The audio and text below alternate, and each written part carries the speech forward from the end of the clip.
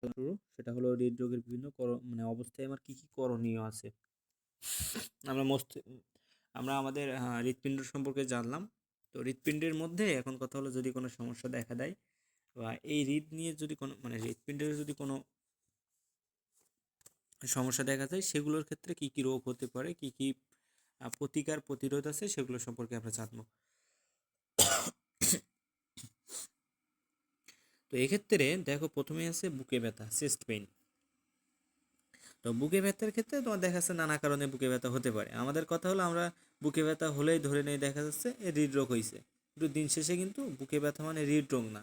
বা আবার অনেকেই বলে বুকে ব্যথা মানে গ্যাস্ট্রিকের ব্যথা। দিন শেষে বুকে ব্যথা মানে কিন্তু এরকম না। বুকে ব্যথার কিন্তু অনেকগুলো কারণ আছে। দেখো এখানে 8টা কারণ উল্লেখ করছে তোমার বুকে ব্যথা হওয়ার জন্য। 8টা কারণ এখানে দায়ী করছে। দেখো, প্রথমে আছে প্লুরাইসি। প্লুরাইসি বলতে বোঝাচ্ছে তোমার যদি ফুসফুসের যে আবরণ আছে পুলুরা, সেই পুলুরাতে যদি ভাইরাস আক্রমণ করে, তখন তোমার দেখা যাচ্ছে প্লুরাইসি হয়। তো এই কারণে তোমার মানে ফুসফুসের আবরণে যখন তোমার ভাইরাস আক্রমণ করছে, প্লুরাইসি হচ্ছে, তখন দেখা যাচ্ছে তোমার বুকে ব্যথা হতে পারে। এরপরে আবার নিউমোনিয়ার ক্ষেত্রেও বুকে ব্যথা হতে পারে।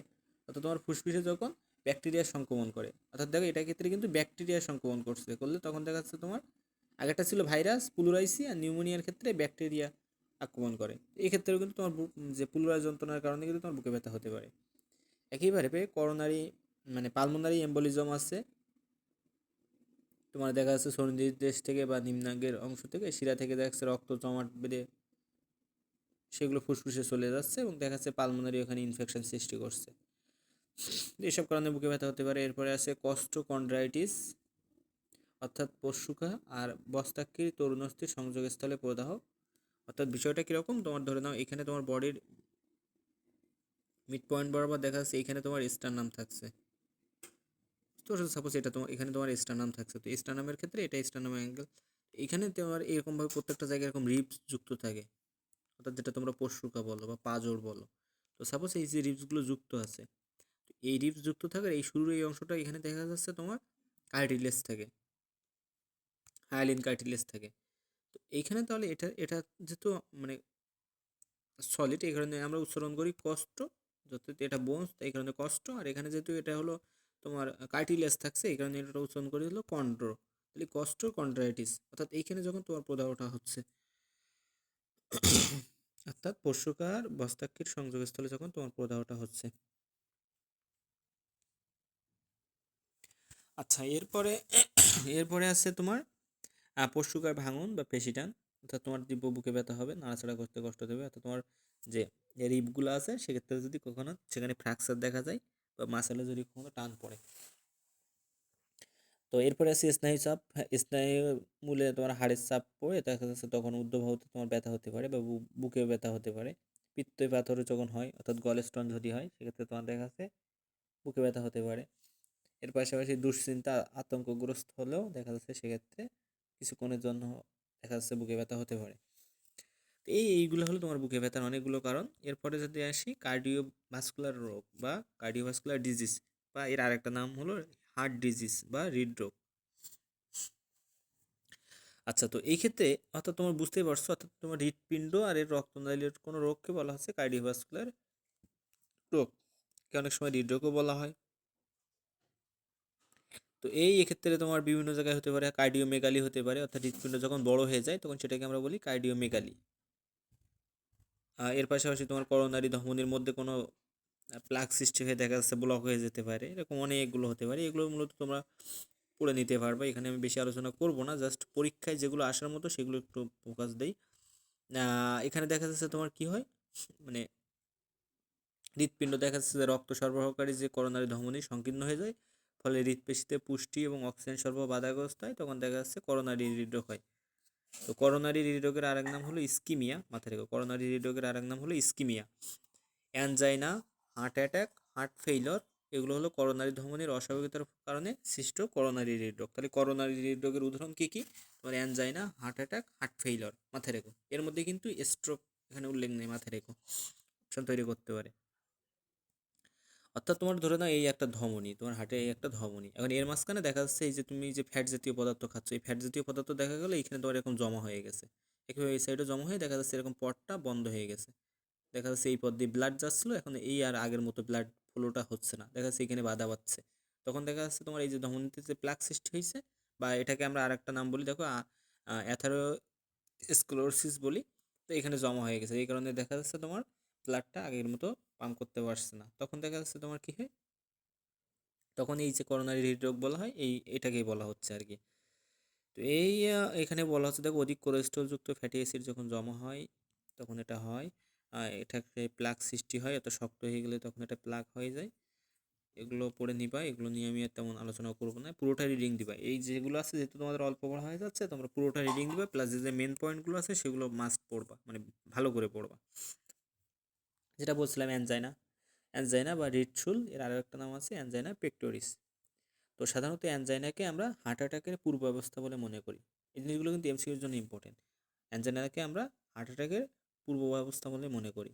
অর্থাৎ তোমার অ্যানজাইনা জিনিসটা কি, যখন দেখা যাচ্ছে হৃদ যে পেশিগুলো আছে, অর্থাৎ হার্টের যে মাসেলগুলো আছে, কার্ডিয়াক পেশি, তো ওই হৃদপেশিগুলো যখন অক্সিজেন সমৃদ্ধ পর্যাপ্ত যখন রক্ত সরবরাহ পায় না, তখন দেখা যাচ্ছে বুক মনে হয় নিষ্পেষিত হয়ে যাচ্ছে বা বন্ধ হয়ে যাচ্ছে। তখন ওই ক্ষেত্রে আমরা ওটাকে বলি হলো অ্যানজাইনা বা অ্যানজাইনা পেক্টোরিস।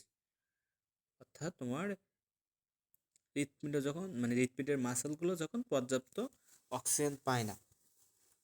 এখন বিষয় হলো জিনিসটা কি, অর্থাৎ হার্ট অ্যাটাকের পূর্বাবস্থা কেন বলা হচ্ছে, হার্ট অ্যাটাক হলে কি হয়। তো আমি তাহলে হার্ট অ্যাটাক থেকে একটু আলোচনা করে নিই। হার্ট অ্যাটাক বলতে কি বোঝায়, হার্ট অ্যাটাক তুমি মনে রাখবে, হার্ট নিজেই অ্যাটাক হচ্ছে। অর্থাৎ হার্টের যে ছোট ছোট যে ধমনীগুলো ছিল, আর্টারিগুলো ছিল, তো ওই ধমনীর মধ্যে প্লাক সৃষ্টি হবে, হয়ে দেখা যাচ্ছে হার্টের ধমনীর মধ্যে প্লাক সৃষ্টি হওয়া মানে কি, ওই ধমনী দিয়েই তো হার্টের মাসেলে পুষ্টি যাচ্ছিল, তাই না? তখন আর ওই রক্ত পুষ্টিগুলো কোনোটাই যেতে পারছে না হার্ট মাসেলের মধ্যে। তো তখন দেখা যাচ্ছে কি, হার্ট তখন অকেজো হয়ে যাচ্ছে, বুঝতে পারছো? তখন এটাকে আমরা হার্ট অ্যাটাক বলি। Heart attack, heart failure, stroke সবগুলো কিন্তু আলাদা আলাদা টার্ম, আজকের পর থেকে যেন ভুল না হয়। হার্ট অ্যাটাক বলতে কি, হার্ট অ্যাটাক বললাম, নিজেই অ্যাটাক হচ্ছে, এভাবে মনে রাখবা। অর্থাৎ তোমার হার্টের যে ধমনীগুলো আছে বা আর্টারিগুলো আছে, সেগুলো কি হয়, তার মধ্যে প্লাক সৃষ্টি হয়, হয়ে দেখা যাচ্ছে ওই মানে যে লুমেনটা থাকে বা ছিদ্রপটটা থাকে, সেটা দেখা যাচ্ছে ব্লক হয়ে যায়। গেলে দেখা যাচ্ছে তখন আর পর্যাপ্ত অক্সিজেন পুষ্টি এগুলো হার্টের যে মাসেলগুলো আছে সেগুলো পায় না। ফলে দেখা যাচ্ছে তোমার হার্টটা তখন মানে অকেজো হয়ে যায় আর কি। তখন দেখা যাচ্ছে এটাকে আমরা হার্ট অ্যাটাক বলি। আর এখানে ওইসব কথাবার্তা আছে, পড়ে নিবা। তো এই হলো বিষয়। তাহলে এই কারণে কিন্তু অ্যানজাইনাকে হার্ট অ্যাটাকের পূর্বাবস্থা বলা হচ্ছে। অ্যানজাইনার ক্ষেত্রেও কিন্তু সেম জিনিসটা ঘটছে, অর্থাৎ ওই যে অক্সিজেন সমৃদ্ধ মানে রক্তটা কিন্তু তখন আর ওই হৃদপেশি পাচ্ছে না, অর্থাৎ ওই যে ধমনী ব্লক হয়ে গেছে, হৃদপেশি পাচ্ছে না, এ কারণে তখন বুকে ব্যথা শুরু হয়ে গেছে। তো এইটি কারণে এটাকে আমরা হার্ট অ্যাটাকের পূর্বাবস্থা বলছি। আচ্ছা, এরপরে যদি আসি, যে রক্ত জমাট বাঁধার কারণে দেখা যাচ্ছে করোনারি ধুমেন, যে লুমেন বা গহ্বরটা সম্পূর্ণ বন্ধ হয়ে গেলে তখন দেখো হৃদপেশিতে পুষ্টি অক্সিজেন সরবরাহটা কমে যায়। ফলে দেখা যাচ্ছে হৃদপেশি ধ্বংস হয়ে যায় বা মরে যায়। এই সময়কে আমরা এটাকে বলছি হার্ট অ্যাটাক বা মায়োকার্ডিয়াল ইনফাকশন। মাথায় রেখো, ইনফাকশন, মায়োকার্ডিয়াল ইনফাকশন বা তোমার হার্ট অ্যাটাক, দুটো কিন্তু অপোজিট না, মাথায় রেখো। অর্থাৎ তোমার এখানে মায়োকার্ডিয়াল পেশি বলতে হৃদপেশিকে বলছে, আর ইনফাকশন বলতে বোঝাচ্ছে তোমার হলো অপর্যাপ্ত যে রক্ত প্রবাহ, অর্থাৎ রক্ত প্রবাহ ঠিকভাবে হচ্ছে না, এই কারণে টিস্যুটা মরে যাচ্ছে। হার্ট অ্যাটাকের কিছু লক্ষণ আছে, বুকে ব্যথা হবে, ঊর্ধ্বাঙ্গের, এই মনে রাখো ঊর্ধ্বাঙ্গের মানে অন্যান্য অংশে অস্বস্তি। ঊর্ধ্বাঙ্গ বলতে বোঝাচ্ছে তোমার যে হাত থেকে শুরু করে অপরের যে মানে বোনসগুলো আছে ঊর্ধ্বাঙ্গ, তোমার বাহু, পিঠ, চোয়াল, এইগুলা পাকস্থলী, এইগুলা ঊর্ধ্বাঙ্গ। আর নিম্নাঙ্গ বলতে তোমার যে তোমার যেটা কাঁধ বলো, ওই কাঁধ থেকে নিচের দিকে, এটা হলো নিম্নাঙ্গ। তো এরপরে আছে ঘন ঘন নিঃশ্বাস প্রশ্বাস, বমি বমি ভাব, ঘুমে ব্যাঘাত, এগুলা ছোটোখাটো জিনিস ঘটবে। এবং এই যে উরফলক বা স্টার নামের পিছনে আছে এটা। আচ্ছা, এরপরে যেটা প্রতিরোধ, প্রতিরোধ পড়ে ফেলবা, এগুলার আমার ধরে ধরে পড়ানোর কোনো মানে নাই, এগুলো তোমরা নিজেরাই পারবা। যে আমার হার্ট অ্যাটাক হয়েছে, আমি কী কী করতে পারি, আমি অ্যালকোহল খাবো না, কোলেস্ট্রল বা রক্তচাপ, ডায়াবেটিস এগুলো নিয়ন্ত্রণে রাখবো, টাটকা ফল শাকসবজি খাবো, এগুলা বডি মাস ইন্ডেক্স অর্থাৎ বিএমআইটা সঠিক রাখবো, এইভাবে আর কি। তো এইগুলা। এরপরে হার্ট অ্যাটাক আর স্ট্রোকের পার্থক্য আছে, স্ট্রোকটা পড়ানো হয়ে গেলে তোমরা এটা নিজেরাই পারবে। কারণ আমারে বলো হার্ট অ্যাটাকের মধ্যে কোনো কিছু বুঝতে অসুবিধা আছে কিনা, তাহলে আমি হার্ট ফেলিয়ার পড়াবো। রেসপন্স করে একটু। বুঝতে পারছো বিষয়টা, হার্ট অ্যাটাক কি? জি ভাইয়া। আচ্ছা, এবার আসি হার্ট ফেইলর। অর্থাৎ এবার তুমি নামের সাথে আছে কি ফেইলর, অর্থাৎ এ ফেল করবে। কিসে ফেল করবে? তোমার সারা দেহে রক্ত পাঠাতে ফেল করবে। এভাবে মনে রাখবা। তাহলে হার্ট ফেইলিওর অর্থাৎ তোমার ফেল করছে, কিসে ফেল করছে? তোমার সারা দেহে রক্ত পাম্প করতে ফেল করছে। অর্থাৎ হার্টের কাজ ছিল কি? রক্ত পাম্প করে সারা দেহে তোমার পাঠানো, তাই না? তো সারা দেহে রক্ত পাম্প করতে সে ব্যর্থ হচ্ছে। এই কারণে মনে রাখবা হার্ট ফেইলিওর বলবো তখন এটাকে। অর্থাৎ তোমার হৃৎপিণ্ড যখন দেহের চাহিদা অনুযায়ী পর্যাপ্ত রক্তের যোগান দিতে পারবে না, তখন সেই অবস্থাটাকে আমরা বলবো হার্ট ফেইলিওর। বুঝতে পারছি? এখানেও সেই সেম জিনিস, অর্থাৎ ধমনির গাত্রে যখন তোমার প্লাক সৃষ্টি হচ্ছে, তো সেই ক্ষেত্রে দেখা যাচ্ছে পর্যাপ্ত অক্সিজেন সমৃদ্ধ রক্ত তোমার সারা দেহে যাচ্ছে না, এই কারণে দেখা যাচ্ছে তখন হার্ট ফেইলিওর ঘটে। তো এই হলো বিষয়। হ্যাঁ, এগুলো পড়বা। লক্ষণটাও নিজেরা পড়ে নিয়ে, মানে কি কি হয় তোমার, দেখা যাচ্ছে ঘুমে ব্যাঘাত ঘটবে, ঘুমের সময় মাথার নিচে 2টা বালিশ না দিলে দেখা যাচ্ছে শ্বাসকষ্ট হবে, যেহেতু এই যে লুমেন বন্ধ হয়ে যাচ্ছে, তোমার রক্ত সারা দেহে যাচ্ছে না, আস্তে আস্তে সবগুলোই টিস্যুতে অকেজ হওয়া শুরু করবে, তাই না? এরপরে ফোঁস-ফোঁস করে শ্বাস-প্রশ্বাস হবে। তোমাদের কিন্তু এটা থেকে রিটেন প্রশ্ন করলে কিন্তু এরকম ২-১ টা কথা কিন্তু উদ্দীপকে তুলে দিবে। ধরো বলল, রহিম মিয়া আ তার মানে কিছু বৈশিষ্ট্য দেখা গেছে, অর্থাৎ সে কি করছে, তার মানে শ্বাস নিলে ফোঁস-ফোঁস শব্দ হচ্ছে, ঠিকমতো ঘুমাতে পারছে না, বালিশ ২ টা না দিলে শ্বাসকষ্ট হচ্ছে। তো এখন সে যখন ডাক্তারের শরণাপন্ন হলো, ডাক্তার বলল তার এমন একটা রোগ হইছে, তার জন্য তার কিছু, কিছু প্রতিকার আছে, এটা মেইনটেইন করতে বলব। তোমার গদাকে তুলে দিল, রোগটা কি সেটা সম্পর্কে বর্ণনা করো। তখন তোমার এটা বলতে হবে যেটা তুমি হার্ট ফেইলিউরের ক্ষেত্রে পড়ছিলে, তাহলে এটা হলো হার্ট ফেইলিউর, এর কারণ কি, কি আছে যদি চাই লক্ষণ, এগুলো দিয়ে দিবা। এরপরে গদাকে হয়তো প্রতিকারটা নিয়ে আলোচনা করতে বলবে। যদি এই যে তোমার রোগগুলো থেকে প্রশ্ন আসে এই টাইপের করে, বা এর যে কিছু মানে পরীক্ষা আছে, এগুলো তো তোমার লক্ষণ, প্রতিকার। আরও কয়েকটা জিনিস আছে, সার্জারি আছে কিছু, পরবর্তীতে পড়বো, করোনারি যে সার্জারি বা এনজিওপ্লাস্টি আছে, এইগুলো দিয়েও তোমার গদাকে রিটেনে আসে। বুঝতে পারছো? তো এই হলো প্রশ্নের এক ক্যাটাগরি, ওদিকে এক ক্যাটাগরি পড়ে আসছে, ওদিকে আর এক ক্যাটাগরি। তো এরপরে তুমি হার্ট ফেলিয়ার প্রতিকার পড়বা, জীবন পদ্ধতি পরিবর্তন, ওষুধ গ্রহণ, অন্যান্য চিকিৎসা চালিয়ে যাওয়া, এগুলো পড়ে নিও। এগুলো নিজেরা পড়লে বুঝতে পারবো, আমি জাস্ট যেগুলো বুঝাই দেওয়ার মতো সেগুলো বুঝাই দিই। এখান থেকে এমসিকিউর জন্য অনেক গুরুত্বপূর্ণ একটা জায়গা। প্রথমে আছে তোমার, দেখো যে হৃদরোগ, অর্থাৎ তোমার যখন হৃদরোগ হচ্ছে তখন তুমি ট্রিটমেন্ট করবা কি কি, তোমার হার্ট ডিজিজের ট্রিটমেন্ট কি কি আছে। তো এখানে দেখো তুমি প্রথমে আছে যে তোমার অনেকগুলো আছে, তো এর মধ্যে তোমার কথা হলো, প্রথমে দেখো বুকের এক্সরে করার মাধ্যমে তুমি হৃৎপিণ্ডের অবস্থা জানতে পারবে। এটা তো তুমি জানোই যে হৃৎপিণ্ডের অবস্থা, অর্থাৎ কার্ডিওমেগালি হয়েছে কিনা, নাকি আমার মানে হৃৎপিণ্ডের আকারটা বেড়ে গেছে কিনা, বা আকারটা ঠিক আছে কিনা, এইভাবে তুমি জানার জন্য কি করবে, তুমি এক্সরে করবা। এক্সরে করলে এটা বোঝা যায়। এরপরে আসি ইসিজি, অর্থাৎ ইলেকট্রোকার্ডিওগ্রাম। তো ইলেকট্রোকার্ডিওগ্রাম দিয়ে আমি কি করতে পারি, হৃৎপিণ্ডের প্রাথমিক রোগ নির্ণয় করতে সাহায্য হবে। তো এটা কি করে মনে রাখবা, ইসিজি, মাঝখানে দেখো সি আছে, সি মানে কি, কমন, সি দিয়ে মনে রাখবে কমন, অর্থাৎ সাধারণ। অর্থাৎ হৃৎপিণ্ডের প্রাথমিক রোগ বা সাধারণ রোগ সম্পর্কে নির্ণয়ে সাহায্য করবে কি আমার ইসিজি। এরপরে আসি আমি ইটিটি, এক্সারসাইজ টলারেন্ট টেস্ট। তো ইটিটি এর ক্ষেত্রে কি হবে, তোমার এক্ষেত্রে হৃৎপিণ্ডের অবস্থা বা কার্যক্ষমতা ভালোভাবে জানা যাবে। অর্থাৎ ইটিটি অর্থাৎ এক্সারসাইজ, নামের শুরুতে আছে এক্সারসাইজ, অর্থাৎ কি তুমি ব্যায়াম করা মনে রাখো। তো অর্থাৎ কি এখানে তুমি ব্যায়াম করতে পারছো কিনা, অর্থাৎ কার্যক্ষমতা ঠিক আছে কিনা, বা হৃৎপিণ্ডের অবস্থা আছে কিনা, আমি সেটা জানার জন্য কি করব, ইটিটি করব। এরপরে আসি তোমার রক্তের বিএনপি, অর্থাৎ ব্রেন নাট্রিওটিক তোমার পেপটাইড। তো এই যে পরীক্ষা বিএনপি, এগুলো কিন্তু সব এক একটা পরীক্ষা। তো এই বিএনপি পরীক্ষার মাধ্যমে তুমি কি জানতে পারবা, তোমার পরীক্ষার মাধ্যমে তুমি হার্ট ফেইলিওর সম্পর্কে জানতে পারবা। তো শেষে দেখো পি আছে, অর্থাৎ তোমরা পড়ছিলে না, failure is the pillar of success. তো তাহলে এই যে সে পি আছে, অর্থাৎ ফেইলিওর, বিএনপি অর্থাৎ হার্ট ফেইলিওর সম্পর্কে আমি জানতে পারবো। বুঝতে পারছো? অর্থাৎ তোমার কাছে একটা রোগী আসলো, তুমি তাকে কোন চিকিৎসা, মানে তুমি তাকে এই যে এর মধ্যে এতগুলা পরীক্ষা আছে হৃৎপিণ্ডের, তো তুমি কোন পরীক্ষাটা তাকে করতে দিবা, এটা তোমাকে কিন্তু নিজেকে আইডেন্টিফাই করতে হবে। তো এইরকম এখানে এই কারণে এই এক এক সময় এক এক পরীক্ষা দিতে হয়। এরপরে আছে করোনারি এনজিওগ্রাম। তো এটা মনে রাখবো, রক্তনালীর মধ্যে কোনো ব্লক আছে কিনা, অর্থাৎ তুমি এই শেষে আছে গ্রাম, অর্থাৎ রক্তনালীর মধ্যে গ্রাম গ্রাম পদার্থ জমে গেছে কিনা, অর্থাৎ ব্লক সৃষ্টি করছে কিনা, এভাবে মনে রাখবা। তাহলে করোনারি এনজিওগ্রামের মাধ্যমে আমি কী করবো, মানে হৃৎপিণ্ডের যে রক্তনালীগুলো আছে তাতে কোনো ব্লক সৃষ্টি হয়েছে কিনা সেটা আমি জানতে পারবো। এরপরে হৃৎপেশির অবস্থা জানার জন্য আমি এমআরআই করব, অর্থাৎ ম্যাগনেটিক রেজোনেন্স ইমেজিং। তো ইমেজিং অর্থাৎ পেশির অবস্থা জানার জন্য আমি এমআরআই করব। এবং এরপরে আছে দেখো, হার্ট অ্যাটাক হলে আমি ট্রোপোনিন এক পরীক্ষার মাধ্যমে এটা নিশ্চিত করতে পারবো। এই যে ট্রোপোনিন, এটা কিন্তু একটা কার্ডিয়াক এনজাইম, মাথায় রেখো। ট্রোপোনিন একটা কার্ডিয়াক এনজাইম, মাথায় রেখো। আর এই পড়বা। এরপরে আসি পেসমেকার। হার্টের পেসমেকার বলা হয় কোনটিকে, বলো?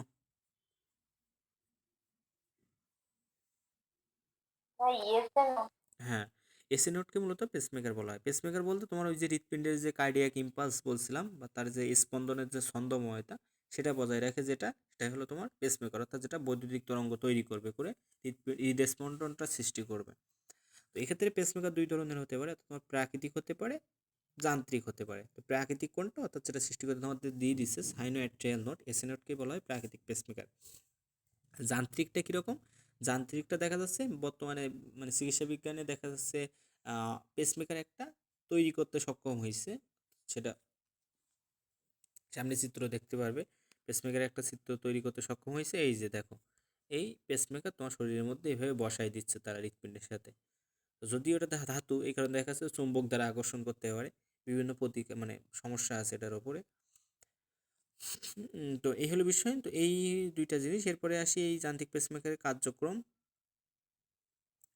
কার্যক্রম পড়ে ফেলবা। এর মধ্যে আমি জাস্ট বলি অ্যারিথমিয়া। অ্যারিথমিয়া জিনিসটা কি? তোমার দেখা যাচ্ছে হৃদস্পন্দন একরকম হওয়ার কথা, যখন স্বাভাবিকভাবে হবে না, অর্থাৎ স্বাভাবিক হচ্ছে যে যখন কম বা বেশি হয়ে যাচ্ছে বা দ্রুত হয়ে যাচ্ছে বা ধীরে হয়ে যাচ্ছে, অর্থাৎ অস্বাভাবিক যে হৃদস্পন্দন সেটাকে বলা হয় হলো অ্যারিথমিয়া। অস্বাভাবিক হৃদস্পন্দনকে অ্যারিথমিয়া বলা হয়। আর এটা কে করেন? দুইজন বিজ্ঞানী। বিজ্ঞানীর নাম দুটো পড়বা এবং কত সালে, 1969 সালে। তোমাদের এই মানে একাডেমিকের সালটা আসতে দেখা যায় মাঝে মাঝে। 1969 সালে বিজ্ঞানীর নাম দুটো পড়বো, পেসমেকার স্থাপন করতে সক্ষম হন এই। এরপরে পেসমেকারের গঠন। তো এই পেসমেকার দেখো, এটা হলো একটা প্রকোষ্ঠ। তো এই পেসমেকার দেখা যাচ্ছে একটা প্রকোষ্ঠ হতে পারে, দ্বিপ্রকোষ্ঠ হতে পারে, ত্রিপ্রকোষ্ঠ হতে পারে, তিনটা। তো এই পেসমেকারের ক্ষেত্রে কি কি থাকে দেখো, এই পেসমেকারের মাঝখানে লাল কালার দেখো একটা জেনারেটর থাকে। এই পেসমেকারের যে তার থাকে, তারটাকে আমরা বলি হলো লিড। তারটাকে আমরা বলি কি? পেসমেকারের তারকে লিড বলে। এখানে একটা ব্যাটারি থাকবে, একটা জেনারেটর থাকবে এবং কিছু সেন্সর থাকবে। আর এই যে সেন্সর মাথায় দেখো, এই সেন্সরটাকে আমরা বলি হলো ইলেকট্রোড। এই আর এখানে কিন্তু ব্যাটারি জেনারেটরকে শক্তি সরবরাহ করে, এই লাইনটা পড়ো। আর এখানে এই আর এরপরে এই যে এক প্রকোষ্ঠ, দ্বিপ্রকোষ্ঠ, ত্রিপ্রকোষ্ঠ, এখন কোন সময় আমি কোন প্রকোষ্ঠে কোনটা অবস্থান করাবো? অর্থাৎ যখন এক প্রকোষ্ঠ পেসমেকার হবে, তখন হয় ডান অ্যাট্রিয়াম না হলে ডান ভেন্ট্রিকল, অর্থাৎ ডান অ্যাট্রিয়াম না হলে ডান ভেন্ট্রিকলে বসাবো, যে কোনো একটা প্রকোষ্ঠে আমি বসাবো। যদি দ্বিপ্রকোষ্ঠ পেসমেকার হয়, তাহলে আমি দুই জায়গায় বসাতে পারবো দ্বিপ্রকোষ্ঠ। তাহলে আমি একটা হলো ডান অ্যাট্রিয়ামে বসাবো আর একটা হলো ডান ভেন্ট্রিকলে, একটা ডান অ্যাট্রিয়ামে বসাবো আর একটা হলো ডান ভেন্ট্রিকলে বসাবো। যদি তিন প্রকোষ্ঠ বিশিষ্ট হয়, তাহলে আমি তিন জায়গায় বসাতে পারছি, একটা হলো ডান অ্যাট্রিয়াম, একটা হলো ডান ভেন্ট্রিকল আর একটা হলো বাম ভেন্ট্রিকল। তাহলে আমি ডান অ্যাট্রিয়ামে একটা বসাবো, তোমার ডান ভেন্ট্রিকলে একটা বসাবো আর বাম ভেন্ট্রিকলে একটা বসাবো। মনে রাখবে এইখানে কিন্তু আমি কিছু বসাচ্ছি না, জাস্ট এই তিনটায় বসাচ্ছি, এল আকৃতি দিয়ে মনে রাখবা, এই তিন জায়গায় আমি বসাচ্ছি। তো এই হলো বিষয়। এরপরে যদি আসি পেসমেকার কীভাবে কাজ করে, এটা রিডিং করে দিও। এটা 5 থেকে 10 বছর কাজ করে, এটা পড়ো। আচ্ছা, এরপরে ওপেন হার্ট সার্জারি, অর্থাৎ তোমার হার্টটাকে আমি যখন সার্জারি করবো, হার্টের সার্জারি বুঝতেই পারছো, ওপেন হার্ট সার্জারি। তো এটা কে করেন? বিজ্ঞানীর নামটা পড়বো 50 সালে, এটুকু দেখো, 1950 সালে। আর এরপরে সার্জারি অর্থাৎ তোমার অস্ত্রোপচার করা হচ্ছে, তোমার বুকটা চিরে অপারেশন করা হচ্ছে। তো এক্ষেত্রে তোমার ওপেন হার্ট সার্জারি তিনভাবে করা যায়। একটা হলো অন পাম্প সার্জারি, একটা হলো অফ পাম্প বা বিটিং হার্ট, একটা হলো রোবট সহযোগী সার্জারি। তো এই প্রথমটা আছে হলো অন পাম্প সার্জারি, অর্থাৎ এখানে একটা পাম্প মেশিন অন থাকবে, ভেবে মনে রাখবে, এখানে একটা মেশিন অন থাকবে, অন পাম্প, অর্থাৎ এখানে একটা পাম্প মেশিন অন থাকবে। অর্থাৎ এক্ষেত্রে আমি কী করবো, একটা হৃদফুসফুস মেশিন ইউজ করব, যেটাকে বলা হয় cardio pulmonary bypass. Cardio pulmonary bypass নামে আমি একটা হৃদফুসফুস মেশিন ইউজ করব, কার্ডিও পালমোনারি বাইপাস।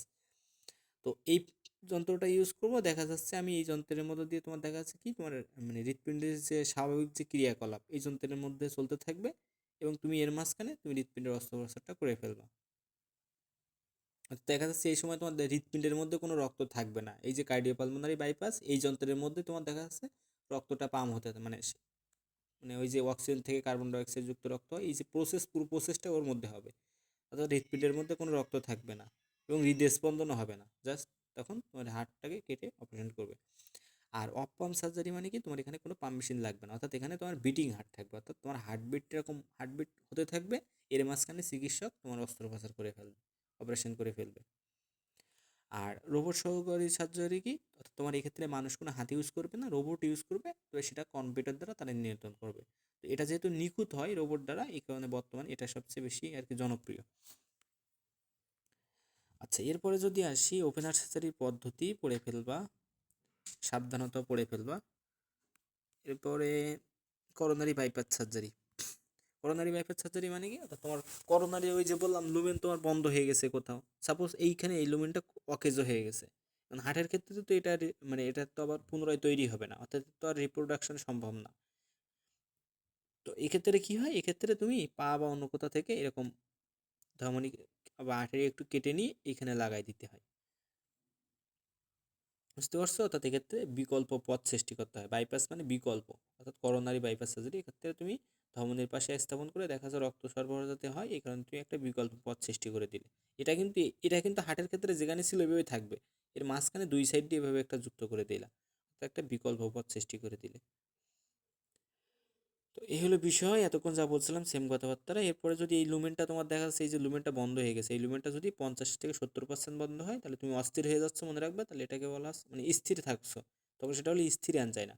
আর যদি 90 থেকে 99% বন্ধ হয়ে যায়, অর্থাৎ কি 100% পেরে বন্ধ হয়ে যাচ্ছে, তখন দেখা যাচ্ছে তুমি কি একবার অস্থির হয়ে যাচ্ছে না, তাহলে মনে রাখবে এটাকে অস্থির অ্যানজাইনা হয়, অর্থাৎ অনেক বুকে ব্যথা হয়। এরপরে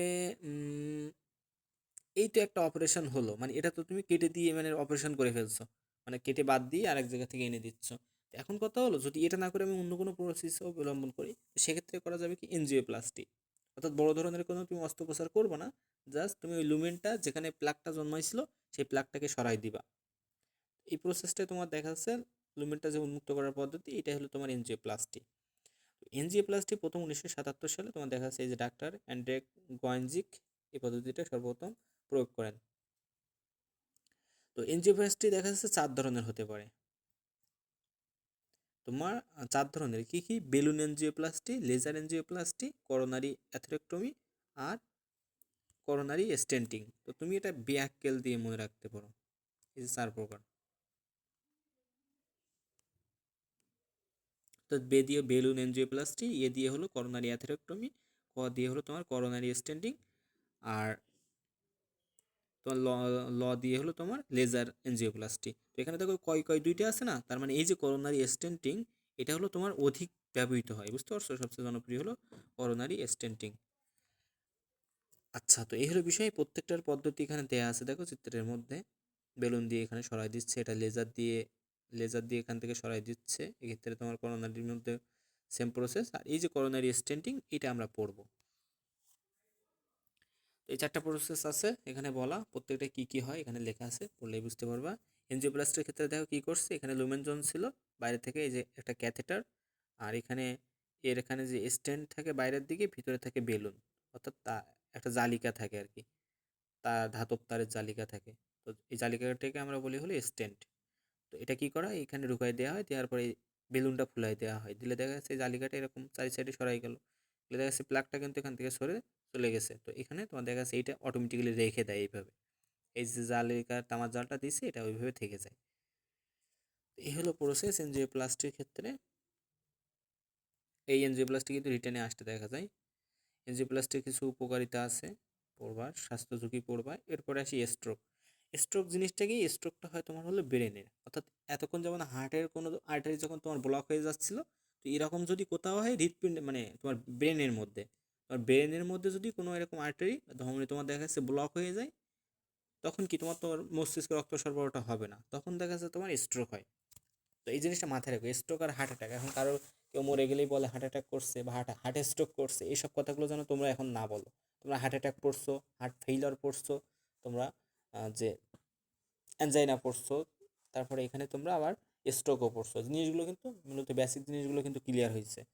তো স্ট্রোকটা তোমার এই হবে, তারপরে স্ট্রোকের কিছু কারণ আছে, লক্ষণ আছে, প্রতিকার আছে, এগুলো পড়ে ফেলবা ট্রিটমেন্টের জন্য। এখন আর কারো কোনো সমস্যা আছে, প্রশ্ন আছে থাকলে বলো।